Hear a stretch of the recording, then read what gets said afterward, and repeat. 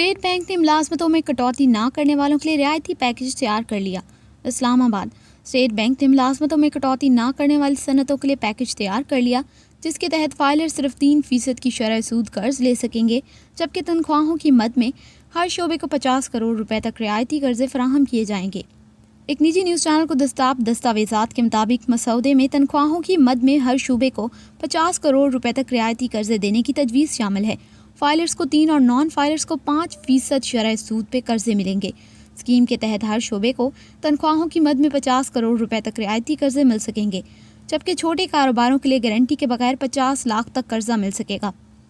तफसीलात के मुताबिक तमाम शोबों को कर्ज की वापसी में 6 माह की मोहलत हासिल होगी और सहमाई बुनियादों पर कर्ज वापस करने की इकसात अदा करनी होगी।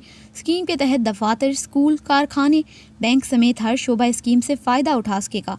इक्तिसादी राब्ता कमेटी स्टेट बैंक की स्कीम के मंजूरी देगी, जिसके बाद स्टेट बैंक पैकेज पर फौरी अमल दरामद शुरू कर देगा। स्कीम से कर्ज हासिल करने की आखिरी तारीख 30 जून 2020 है।